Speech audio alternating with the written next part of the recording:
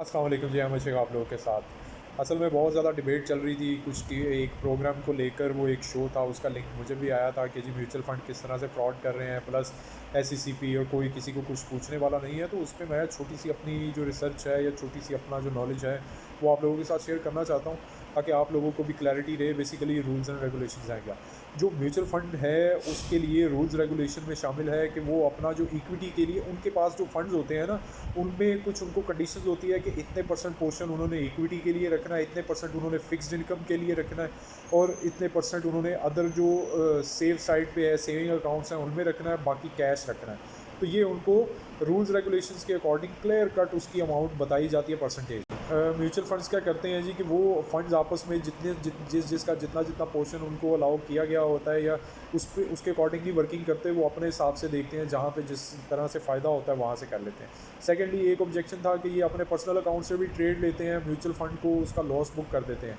तो उसमें सच्चाई कुछ कम है, और सच्चाई इस तरह से कम है कि जो उनके पास अकाउंट्स होते हैं वो अपने ही ट्रेडर इन्वेस्टर्स के अकाउंट्स होते हैं, क्रॉस चेक के थ्रू अमाउंट आती है और क्रॉस चेक के थ्रू ही वापस जाती है। तो ये कुछ ब्रोकर्स थे, उन्होंने ऑब्जेक्शन लगाया था, लेकिन इसको अभी तक कोई प्रूव नहीं कर सका।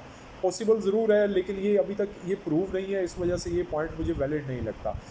इसके अलावा एक पॉइंट ये है कि mutual fund association of Pakistan की एक वेबसाइट है, वहाँ पे इनको ऑफिशियली अपनी डेली की एक्टिविटी, ट्रेडिंग एक्टिविटी, फ़ंड का स्टेटस वो डेली बेसिस पे उसकी वेबसाइट पे अपलोड करना होता है, जो कि काफ़ी टाइम से ऑपरेशनल ही नहीं है वेबसाइट, और इस वजह से वो अपलोड नहीं होता और ट्रेडर्स को, इन्वेस्टर्स को पता नहीं चलता। एक और पॉइंट ये है कि ये तो म्यूचुअल फंड से रिलेटेड है कि पीएसएक्स की मैनेजमेंट और एससीसीपी की मैनेजमेंट क्यों कोई स्ट्रिक्ट एक्शन नहीं लेती। तो वो आप लोगों को मैं एक हिंट दे रहा हूँ कि एक पीएसएक्स के, पाकिस्तान स्टॉक एक्सचेंज के चेयरमैन रहे हैं साबिक, उनको एक बहुत बड़ी लिस्टेड कंपनी है, बहुत बड़ी भी नहीं है लेकिन एक अच्छी लिस्टेड कंपनी है, अभी उसका नाम है, उसमें बड़ा अच्छा वॉल्यूम जनरेट होता है, तो उनकी डायरेक्टरशिप दी गई। और डायरेक्टरशिप जब दी गई उनके रिटायर होने या रिज़ाइन करने के बाद, तो वो बेसिकली आप खुद समझ सकते हैं कि उस दौरान में उनके टेन्योर में उस शेयर की प्राइस मूवमेंट बड़ी अच्छी रही। उन्होंने राइट इशू किए थे, वो राइट में उनको बहुत ज़्यादा फेवर्स मिली, उसके अलावा भी अनड्यू फेवर्स मिली उनकी मैनेजमेंट को। ट्रेडिंग में बगैर नोटिफिकेशन दिए वो शेयर्स को ट्रेड करते रहे, इस तरह से शेयर प्राइस मैनिपुलेट की गई, और इस पर किसी का कोई एक्शन नहीं लिया गया, क्योंकि वही चेयरमैन बाद में डायरेक्टर बने उस कंपनी के। तो बेसिकली यहाँ पे रूल्स रेगुलेशंस के अकॉर्डिंग तो वैसे है ऐसा कि इतने टाइम तक वो किसी ऐसी कंपनी में जॉब नहीं कर सकते, लेकिन उसको अडॉप्ट नहीं किया जाता। और मैं समझता हूँ कि अभी बड़ा स्ट्रिक्ट एक्शन लेने की ज़रूरत है कि कम से कम 5 साल रिटायरमेंट के बाद भी वो किसी लिस्टेड कंपनी, किसी भी लिस्टेड कंपनी में जॉब या कोई ओहदा रखने की इजाज़त नहीं देनी चाहिए, ताकि इस पर स्ट्रिक्ट एक्शन हो।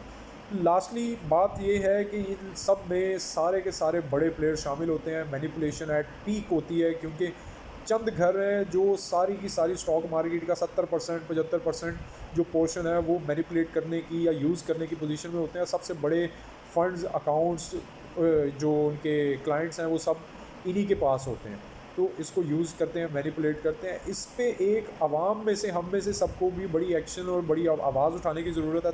और उसके लिए मैं एक और सजेशन देता हूँ, प्राइम मिनिस्टर सिटीज़न पोर्टल जो है, वो सिटीज़न पोर्टल वो बड़ा इफ़ेक्टिव फोरम है। मैंने उस पर हमने ज़ाती तौर पे बड़े अप्लाई किए हैं जी। वो गैस का मीटर का प्रॉब्लम था मेरे दोस्त का, उन्होंने अप्लाई किया, वेरी नेक्स्ट डे काफ़ी चक्कर लगाने के बाद भी काम नहीं बन रहा था, हुआ।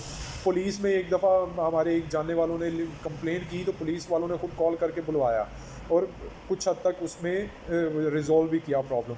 तो मैंने और भी बहुत सारे लोगों से सुना है कि ये बड़ा इफेक्टिव पोर्टल है, यहाँ पे हम सबको अपनी अपनी कंप्लेन लॉन्च करनी चाहिए।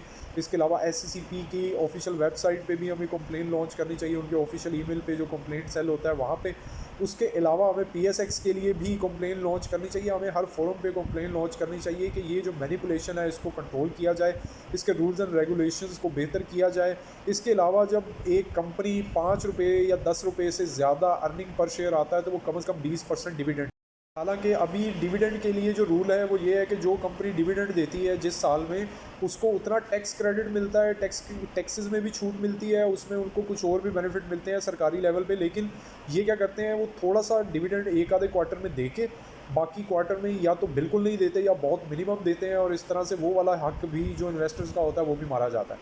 तो ये एक बनना चाहिए ट्रेंड, इसमें भी हमें आवाज़ उठानी चाहिए, इसमें हमारा वो एक ठीक ठाक एहतजाज भी होना चाहिए।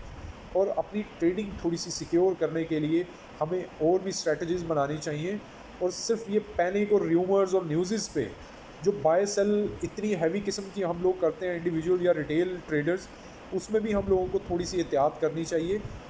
अदरवाइज़ मैं ये समझता हूँ कि ये बहुत अनसेफ शॉर्ट टर्म में या ट्रेडिंग के लिए एक बड़ा रिस्की फोरम है। तो क्या ख्याल है इस पे एक प्रॉपर कैंपेन चलाई जाए? अगर तो कैंपेन चलाने के हक़ में हैं आप, तो फिर प्रॉपर वर्किंग करें, प्लान करें, इस वीडियो को भी शेयर करें, प्लस आप अपना वो जो फोरम मैंने कहे हैं सिटीज़न पोर्टल पे तीनों फोरम्स के अगेंस्ट कंप्लेन लॉन्च करें, ताकि इस पे कोई ना कोई proper line of action plan हो और इस पे रूल्स रेगुलेशंस थोड़े से स्ट्रिक्ट हों।